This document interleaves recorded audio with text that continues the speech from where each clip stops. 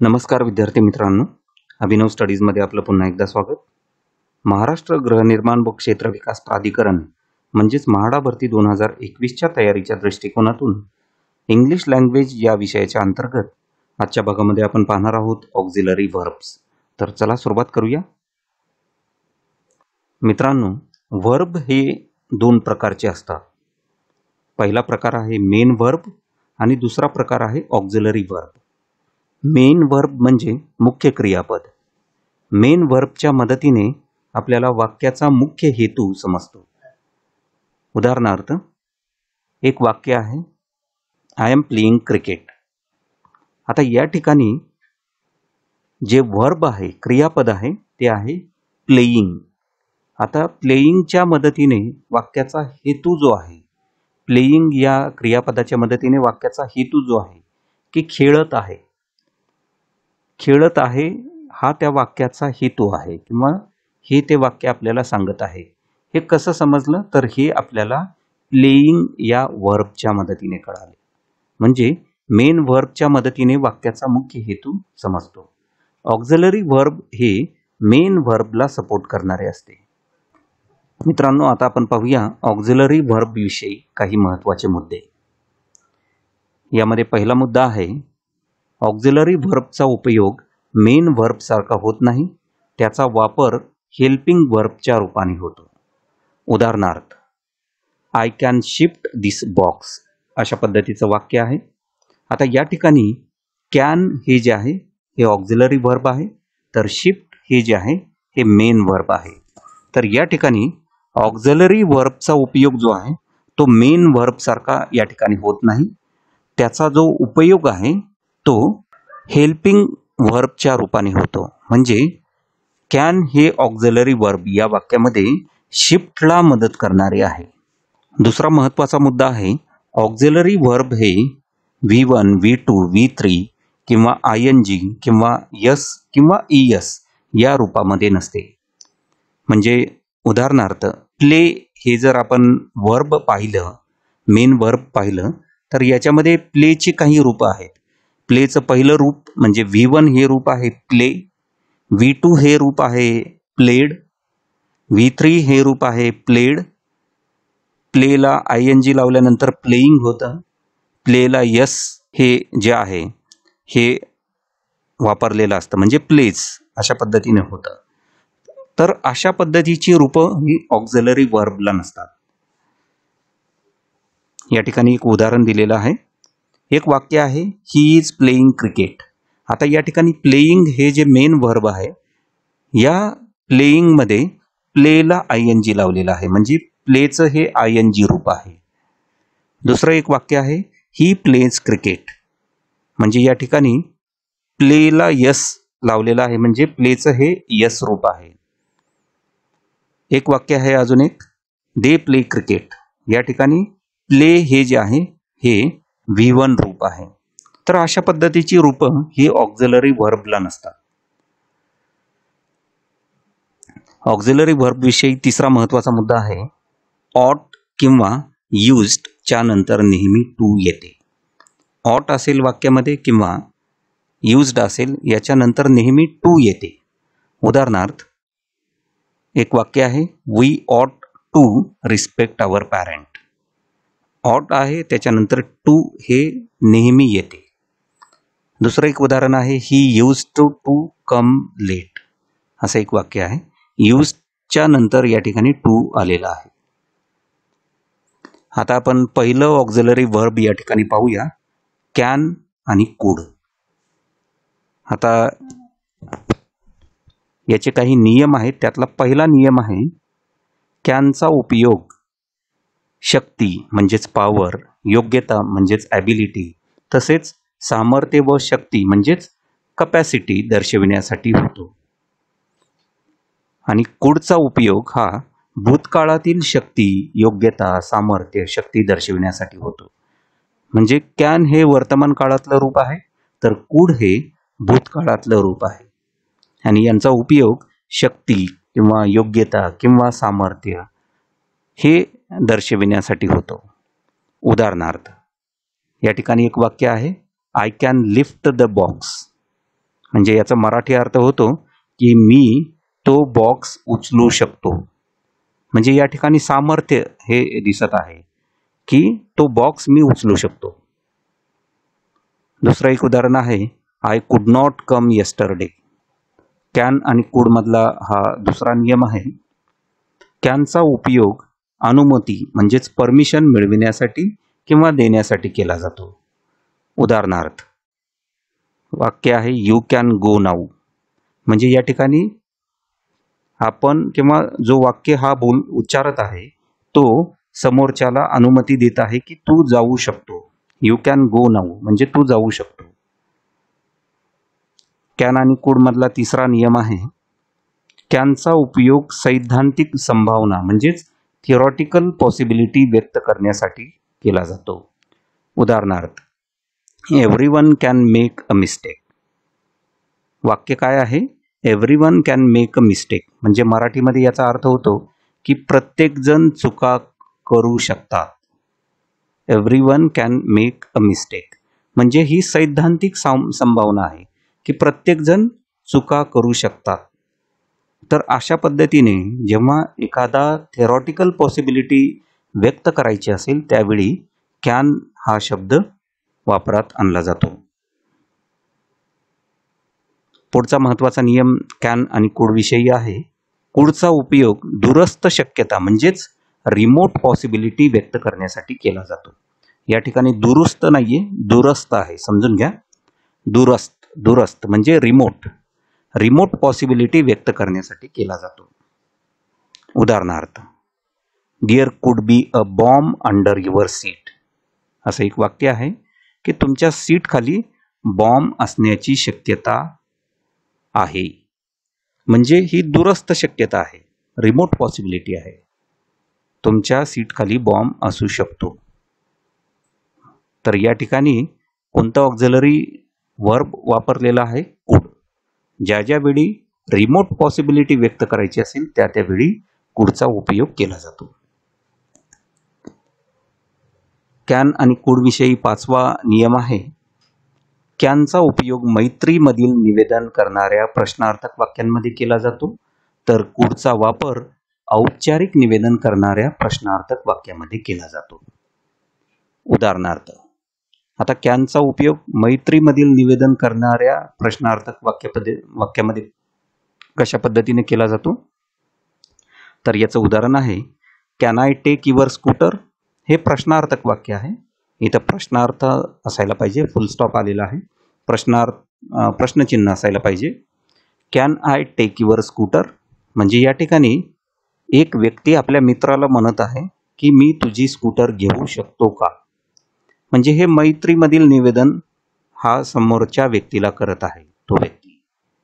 आणि मग याच्यासाठी वर्ब कोणतं वापरलेलं आहे, ऑक्झिलरी वर्ब. तर ते वापरलेलं आहे can. Can I take your scooter. आता कुडचा वापर औपचारिक निवेदन करणाऱ्या प्रश्नार्थक वाक्यामध्ये कशा पद्धतीने केला जातो पहा. तर या ठिकाणी एक वाक्य दिलेलं आहे, could I talk to mister Shukla. म्हणजे मी मिस्टर शुक्लांना बोलू शकतो का. औपचारिक निवेदन आहे या ठिकाणी, म्हणून या ठिकाणी कुडचा वापर केलेला आहे. Could I talk to mister Shukla. नियम क्रमांक 6 कॅन आणि कुडच्या बाबतीत आहे, एबल टू चा प्रयोग कॅन किंवा कुड सोबत करू नये, कारण दोन्ही शब्द क्षमता दर्शवितात. वाक्यामध्ये कॅन किंवा कुड जर आलेला असेल तर त्याच्यामध्ये एबल टू चा वापर करू नये, कारण कॅन आणि कुड हे दोन्ही क्षमता दर्शविणारे शब्द आहेत आणि त्याच्यासोबत एबल टू हा सुद्धा क्षमता दर्शवतो. तर त्यामुळे या ठिकाणी एबल टू हा अतिरिक्त शब्द होतो, त्यामुळे त्याचा वापर करू नये. उदाहरणार्थ एक वाक्य दिलेलं आहे, I cannot be able to come tomorrow. आता कॅनॉट बी हा क्षमता दर्शविणारा शब्द आहे, त्याच्यासोबत एबल टू हा शब्द येणार नाही, त्यामुळे हे वाक्य चुकीचं आहे. I cannot be able to come tomorrow. मग बरोबर वाक्य काय असायला पाहिजे होतं, I cannot come tomorrow. Able टूची या ठिकाणी आवश्यकता नाही. तर मित्रांनो, हे होते कॅन आणि कुडच्या बाबतीतचे नियम. आता आपण पाहूया मे, माईट आणि मस्ट हे जे ऑक्झिलरी वर्ब आहे त्याविषयीचे काही महत्त्वाचे नियम. पहिला नियम आहे, मेचा उपयोग संभावना किंवा अनिश्चिततेचे भाव व्यक्त करण्यासाठी होतो. मे या शब्दाचा उपयोग किंवा मे या ऑक्झिलरी वर्बचा उपयोग संभावना किंवा अनिश्चिततेचे भाव व्यक्त करण्यासाठी केला जातो. उदाहरणार्थ, वाक्य आहे, इट मे रेन टुनाईट. आज रात्री पाऊस पडण्याची शक्यता आहे. आता या ठिकाणी संभावना व्यक्त केलेली आहे.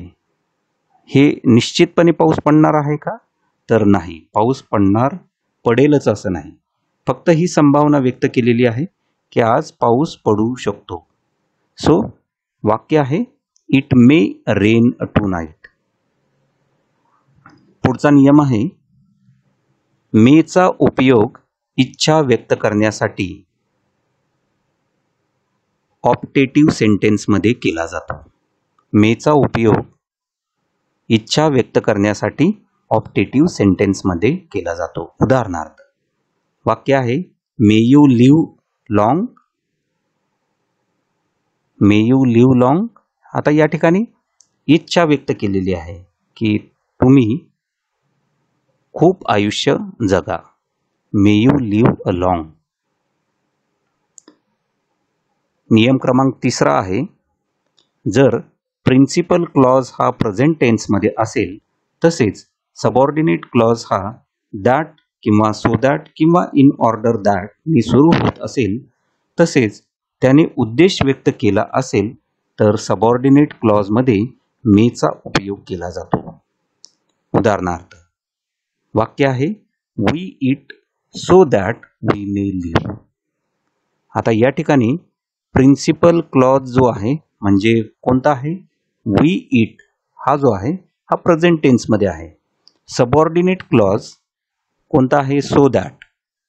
जर सबऑर्डिनेट क्लॉज हा सो दॅटने सुरू होत असेल म्हणजे आहे so that we may leave, so दॅटनं सुरू होत असेल तसेच त्याने उद्देश व्यक्त केलेला असेल तर सबऑर्डिनेट क्लॉजमध्ये मेचा उपयोग केला जातो. आता so that we may live या ठिकाणी आपण जेवण केले तर जगू असं या वाक्याचा अर्थ होतो. तर दुसऱ्या सबऑर्डिनेट क्लॉजमध्ये या ठिकाणी वाक्याचा उद्देश व्यक्त होत आहे आणि त्यामुळेच मी हा शब्द या ठिकाणी आलेला आहे. नियम क्रमांक 4 आहे, माईटचा उपयोग कमी संभावना म्हणजेच लेस पॉसिबिलिटी असलेले भाव व्यक्त करण्यासाठी केला जातो. तर मेचा उपयोग जास्त संभावना म्हणजेच मोर पॉसिबिलिटी असलेले भाव व्यक्त करण्यासाठी केला जातो. उदाहरणार्थ, he might pass the exam but seeing his intelligence I do not have much hope. म्हणजे तो एक्झाम पास होईल परंतु त्याचा इंटेलिजन्स बघता मला जास्त अपेक्षा नाही. म्हणजे लेस पॉसिबिलिटी आहे या ठिकाणी, कमी संभावना व्यक्त केलेली आहे या वाक्याच्या मदतीने आणि त्यामुळं ज्या वेळी कमी संभावना व्यक्त करायची असेल त्यावेळी माइट या ऑक्झिलरी वर्बचा उपयोग केला जातो.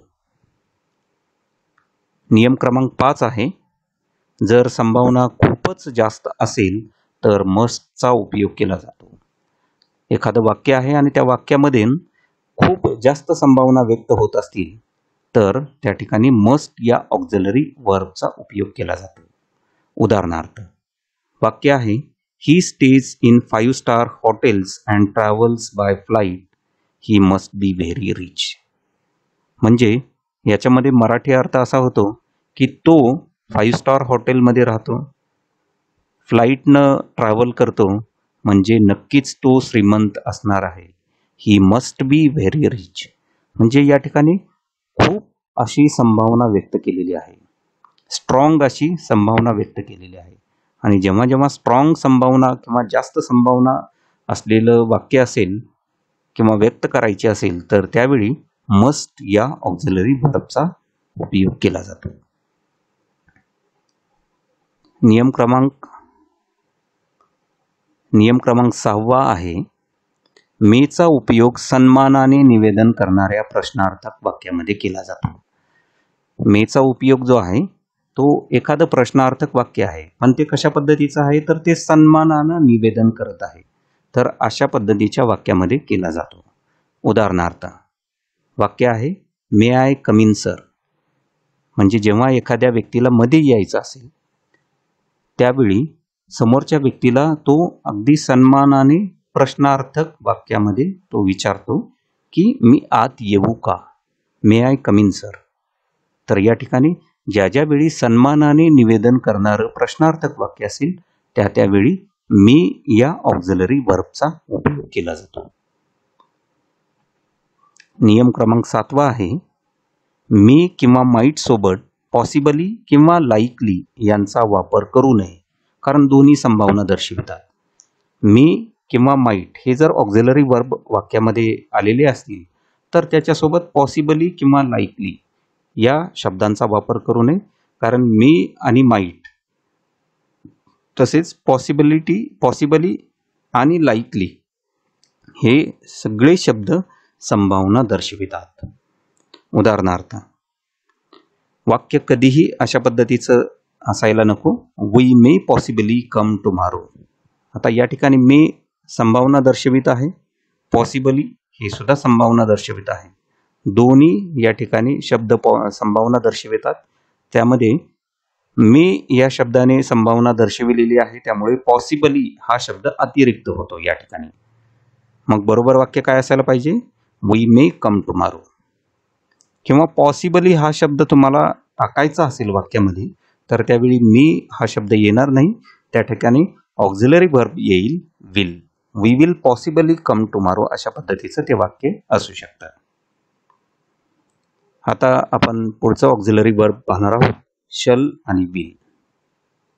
नियम क्रमांक 1 या बाबतीचा आहे, शलचा उपयोग फर्स्ट पर्सनचे सब्जेक्ट म्हणजे आय किंवा वी च्या बरोबर भविष्य काळातील एखादे कार्य व्यक्त करण्यासाठी केला जातो. इतर सब्जेक्ट्स बरोबर विलचा उपयोग केला जातो. आता शलचा उपयोग केव्हा केला जातो, जर वाक्यामध्ये फर्स्ट पर्सनचे सब्जेक्ट्स असतील, म्हणजे आय किंवा वी असेल, तर त्याच्याबरोबर जर वाक्य हे भविष्य काळातील असेल तर त्यावेळी त्याचा उपयोग केला जातो. बाकीचे जे सब्जेक्ट्स वाक्यामध्ये जर असतील, म्हणजे ही, शी, इट, तर त्यावेळी विलचा उपयोग त्या वाक्यामध्ये ऑक्झिलरी वर्बचा केला जातो. उदाहरणार्थ I shall go to college tomorrow. या ठिकाणी फर्स्ट पर्सन सब्जेक्ट जो आहे तो फर्स्ट पर्सन आहे, म्हणजे आय आहे. आणि जर आय वाक्यामध्ये असेल तर शलचा त्या ठिकाणी ऑक्झिलरी वर्ब म्हणून उपयोग केला जातो. आणि हे वाक्य कसं आहे, तर हे भविष्य काळातील वाक्य आहे की मी उद्या कॉलेजला जाईन. दुसरं वाक्य आहे, he will come with me. आता या ठिकाणी ही हा आय किंवा वी याच्या व्यतिरिक्तचा तो सब्जेक्ट आहे आणि त्यामुळे शल हे ऑक्झिलरी वर्ब या ठिकाणी आलेलं नाही, त्याच्या जागी आलेला आहे विल. सो वाक्य आहे, he will come with me. मित्रांनो, परंतु आता मॉडर्न इंग्लिशमध्ये आय किंवा वीच्या बरोबर विलचा उपयोग सुद्धा केला जातो, जे आता स्वीकार्य केले आहे. परंतु प्रश्नार्थक वाक्यामध्ये अजूनही आय किंवा वी बरोबर शलचाच उपयोग केला जातो. अलीकडच्या काळामध्ये आय किंवा वीच्या बरोबर विलचा उपयोग हा केला जात आहे, परंतु जर वाक्य प्रश्नार्थक असेल तर त्यावेळी मात्र कंपल्सरी आय किंवा वीच्या बरोबर शलचाच उपयोग केला जातो. उदाहरणार्थ विल आय गो असं प्रश्नार्थक वाक्य कधीही नसतं, वाक्य असतं शल आय गो. नियम क्रमांक 2 आहे, शलचा उपयोग सेकंड पर्सनचा सब्जेक्ट म्हणजे यू तसेच थर्ड पर्सनचा सब्जेक्ट म्हणजे ही, शी, इट किंवा देच्या बरोबर आदेश म्हणजेच कमांड, वचन म्हणजे प्रॉमिस, धमकी म्हणजेच थ्रेट, दृढ संकल्प म्हणजे डिटर्मिनेशन, अनिवार्यता म्हणजेच कंपल्शन, तसेच सल्ला म्हणजेच ॲडवाईस व्यक्त करण्यासाठी केला जातो. अशाच पद्धतीच्या वाक्यांमध्ये आय किंवा वीच्या बरोबर विलचा वापर केला जातो. शलचा उपयोग केव्हा केला जातो, जर सेकंड पर्सन वाक्य असेल, सेकंड पर्सन सब्जेक्ट असलेलं वाक्य असेल म्हणजे यू असेल, किंवा थर्ड पर्सन सब्जेक्ट असलेलं वाक्य असेल म्हणजे ही, शी, इट, आणि वाक्यामध्ये आदेश, वचन, धमकी, दृढ संकल्प, अनिवार्यता तसेच सल्ला हे व्यक्त होत असेल तर त्याच्यामध्ये विल शलचा उपयोग केला जातो, आणि आय किंवा वी म्हणजे फर्स्ट पर्सन सब्जेक्ट असलेलं जर वाक्य असेल तर त्यावेळी मात्र विलचा वापर केला जातो. उदाहरणार्थ, you shall leave the room at once. आता या ठिकाणी सेकंड पर्सन सब्जेक्ट आहे यू, आणि त्यामुळे या ठिकाणी वाक्य कसं आलेलं आहे, वाक्यामध्ये ऑक्झिलरी वर्ब कसा आलेला आहे, शल. आता हे जे आहे हे आदेश असलेलं वाक्य आहे म्हणजे command. You shall leave the room at once. पुढचं वाक्य आहे यू शल बी अवॉर्डेड. म्हणजे या ठिकाणी काय व्यक्त होत आहे, प्रॉमिस, वचन व्यक्त होत आहे या वाक्यातून. म्हणजे you shall be awarded, you हा सेकंड पर्सन सब्जेक्ट आहे आणि त्याच्यानंतर शल हे आलेलं आहे. पुढचं वाक्य आहे ट्रेसपासर्स शुड बी प्रॉसिक्युटेड. आता या ठिकाणी थ्रेट या वाक्यातून व्यक्त होत आहे आणि त्यामुळे या ठिकाणी शुड जे शलचं भूतकाळी रूप आहे ते या ठिकाणी आलेलं आहे. डिटर्मिनेशन व्यक्त होणारं हे वाक्य आहे I will work hard and score good marks. या ठिकाणी आय म्हणजे फर्स्ट पर्सन सब्जेक्ट आहे आणि त्या ठिकाणी व्यक्त होत आहे या ठिकाणी की मी हार्ड वर्क करेल आणि चांगले मार्क्स घेईन. म्हणजे हे डिटर्मिनेशन व्यक्त होत आहे आणि त्यामुळे ऑक्झिलरी वर्ब आलेला आहे विल. पुढचं वाक्य आहे you shall be here for meeting. Compulsion व्यक्त होत आहे या ठिकाणी की तुम्हाला मीटिंगला हजर राहावेच लागेल. You shall be here for the meeting. You second person subject आहे, पुढे ऑक्झिलरी वर्ब आलेला आहे शल. शल आणि विलच्या बाबतीतचा पुढचा नियम आहे लेटस किंवा लेट्सने सुरू होणाऱ्या इम्पेरेटिव्ह सेंटेन्सच्या क्वेश्चन टॅगमध्ये सुद्धा शलचा उपयोग होतो. उदाहरणार्थ, let's dance together, shall we. Shall आणि विलच्या बाबतीतचा पुढचा नियम आहे शलचा उपयोग सल्ला देण्यासाठी उपयोगात आणलेल्या प्रश्नार्थक वाक्यामध्ये फर्स्ट पर्सनच्या सब्जेक्ट बरोबर केला जातो. उदाहरणार्थ, shall we talk to management. नियम क्रमांक 5 आहे शल किंवा विलचा उपयोग खालील प्रकारच्या वाक्यांमध्ये कधीही केला जात नाही. म्हणजे जर वाक्य भूतकाळात सुरू होत असेल तर शलचा किंवा विलचा उपयोग केला जात नाही. उदाहरणार्थ, he hoped that he will pass the test. आता या ठिकाणी वाक्य हे कसं आहे, भूतकाळातलं आहे. होप्ड, होपचं भूतकाळी रूप आहे. He hoped that he will pass the test. तर या ठिकाणी विल हा शब्द कधीही येणार नाही कारण हे भविष्य काळातलं रूप आहे. मग वाक्य बरोबर काय असायला पाहिजे होतं, he hoped that he would pass the taste.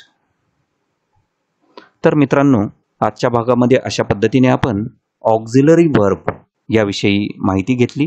मित्रांनो, पुढच्या भागामध्ये सुद्धा याला आपण कंटिन्यू करणार आहोत आणि पुढच्या भागामध्ये बाकीचे राहिलेले जे ऑक्झिलरी वर्ब आहेत त्याविषयी चर्चा करणार आहोत. मित्रांनो, हा व्हिडिओ आपल्याला आवडला असेल तर अवश्य लाईक करा. आपल्या मित्रमैत्रिणींपर्यंत हा व्हिडिओ शेअर करायला विसरू नका. आणि अशाच पद्धतीने स्पर्धा परीक्षांवर आधारित आमच्या चॅनलवरती अपलोड केलेल्या व्हिडिओचे नोटिफिकेशन मिळण्यासाठी आमच्या अभिनव स्टडीज या चॅनलला अवश्य सबस्क्राईब करा. धन्यवाद.